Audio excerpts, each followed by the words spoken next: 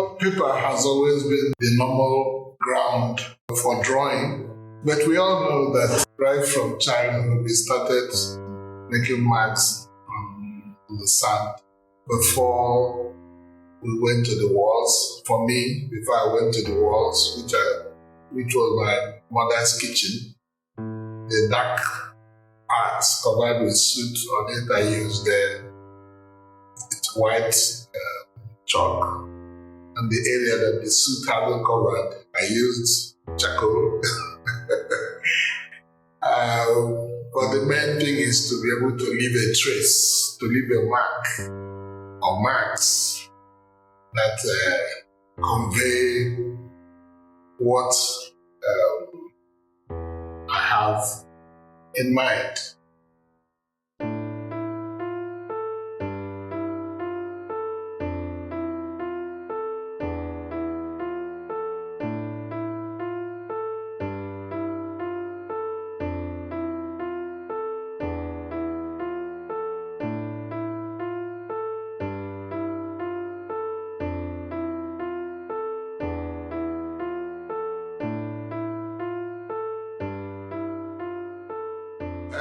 By the time I was in the university, just at the time I was about to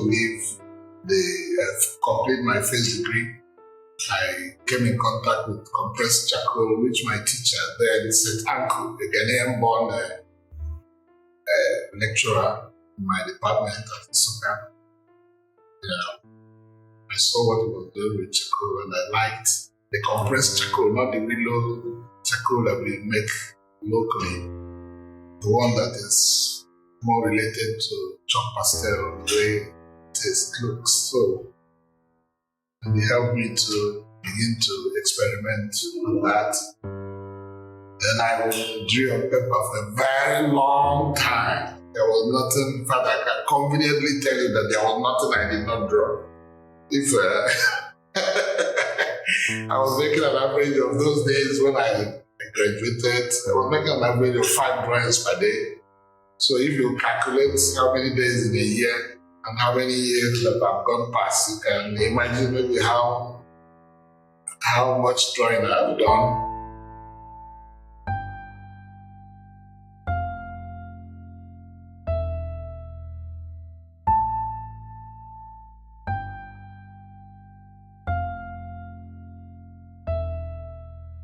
I began to teach drawing in the university.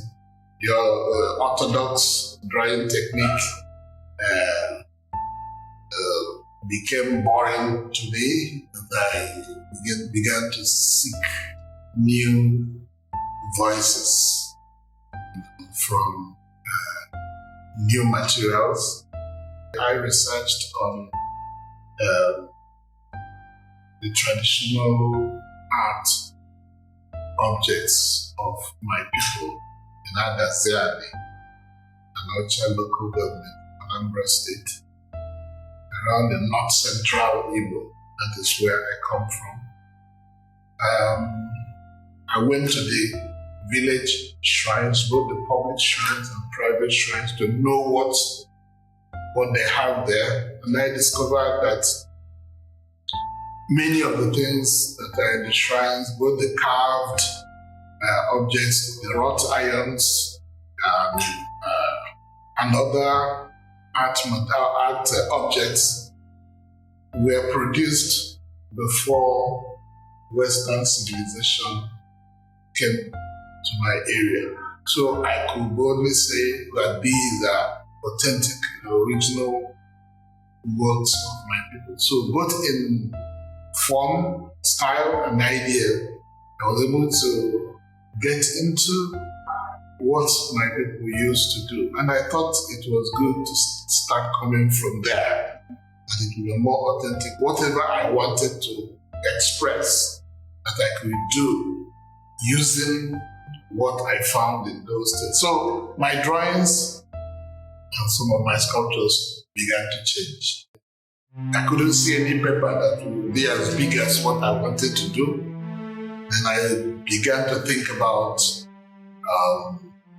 fabrics, cloths. And I hadn't drawn on use charcoal on fabrics before, so I needed to know how it felt. All manner of things came into play. You do some, you like some, you dislike some. Began to find out that sometimes it was better to put a pad behind it to get a certain results, and so on and so forth. I've done a couple of batiks for the wall over the years. Gradually, as usual, I strayed into the dyeing world and began to exploit. First of all, using gray colors, grays and black colors. Since I was using compressed charcoal, black compressed charcoal, they were able to fuse for me to make my statements.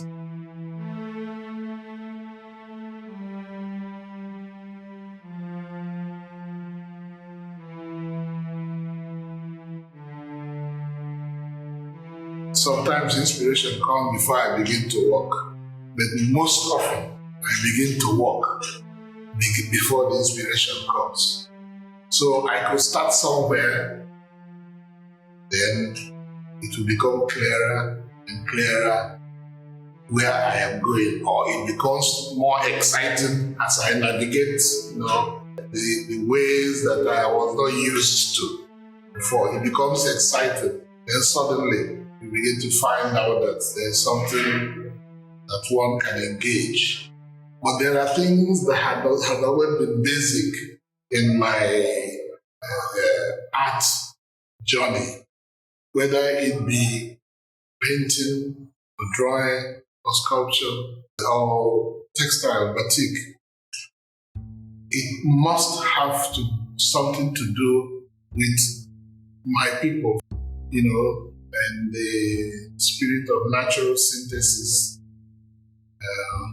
bringing what we have and trying to synthesize with what we get from elsewhere, whether in terms of ideas, material, we just synthesize, but just like our forebearers, enunciated, it should be natural. It's not something that is forced. So the synthesis is natural synthesis.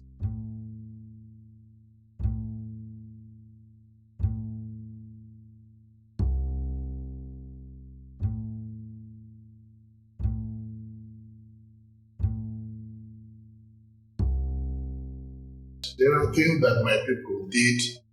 They told stories, folk tales, they had proverbs, they had such rich heritage from where I could extract things with which to comment on contemporary issues. And that is what drives my work. That is from where I get how I interpret the world around me. Whatever is being discussed in the wider community, it has its own parallel in my people's ideologies and idea of cosmos, and so on and so forth. For instance, this particular exhibition talks about Ife Kwulu. Literally, when something stands, another thing stands beside it. In other words, nothing stands alone.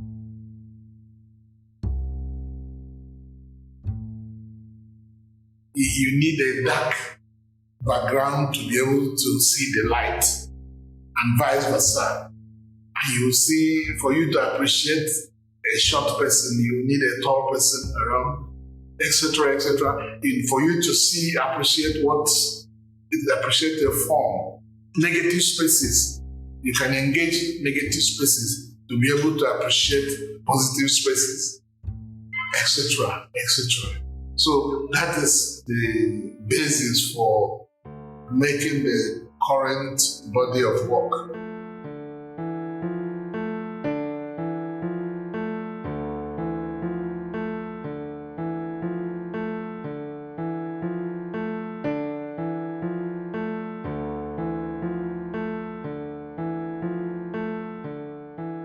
You see the work that has dyes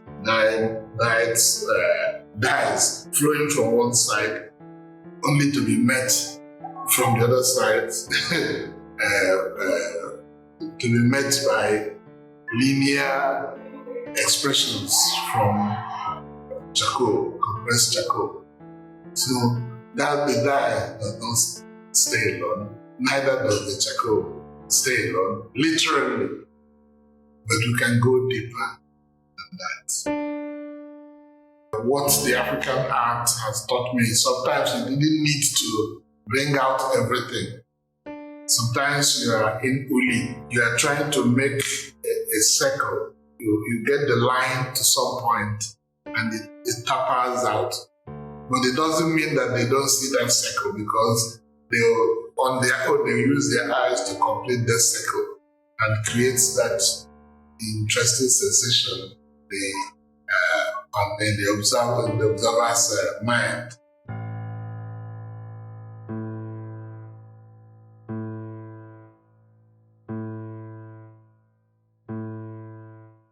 Market days had gender,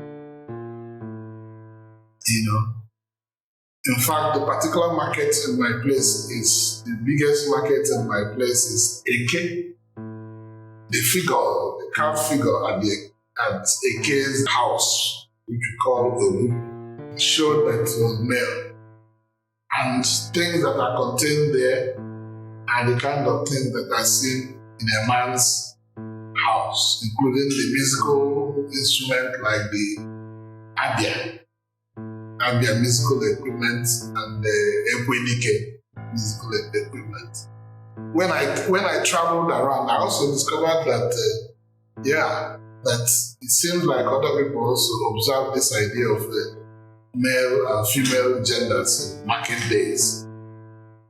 So you have Eke, Oye, Afo, Nkwo, 2 males, 2 females. In fact, when you are counting, then you first of all count male, then you count female.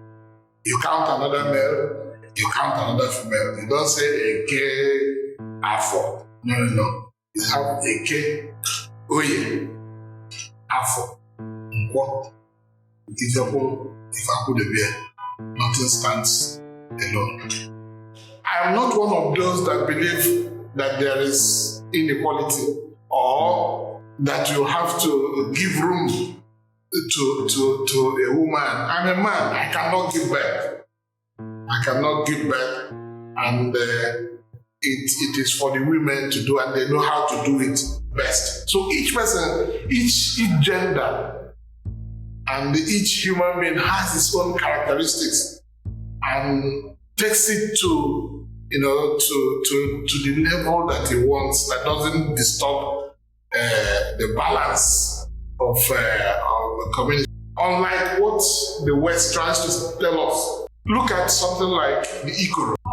When you have the Ikoro drum, at one end of the Ikoro is a male figure, at the other end of the Ikoro is a female figure. Things are in twos. Unlike the Vogue now trying to liberate women, I don't think there's any need for us to liberate any woman in our place. Women have their own position in the more activities.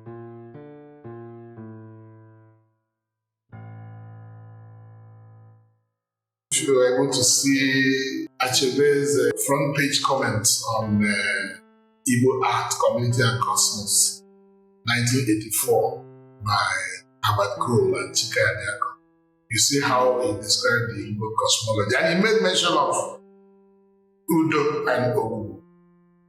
He said that you can worship the Udo very well. You can be a good friend of the Udo, a devotee of Udo, and can still be killed by Ogu if you didn't also worship the Ogu the way you should. Then the paradox in it is that Owubuisudo's girlfriend. So sometimes I use that to interpret our relationship with the deities of the day, the politicians, that for each person, you had to give that person the loyalty or the whatever that they require. You could be thinking that you are pleasing one person and you wouldn't know that you are offending another person who supposedly could be a friend of the other one. So I use that to interpret what happens in our everyday life.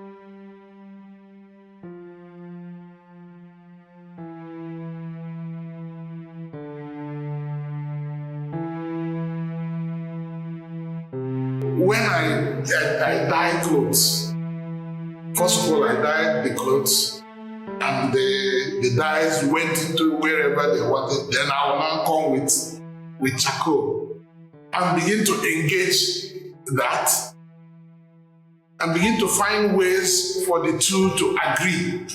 So I rather than just bring out the thing and show you like that how ugly it is, maybe sometime in the future I could do that. But what I do now is kind of prefer solution to the discord that we have. There is nothing that you cannot, if you are really keen at understanding the next person, there must be a way around some of the excesses that you find in the other individual or in the other group of people.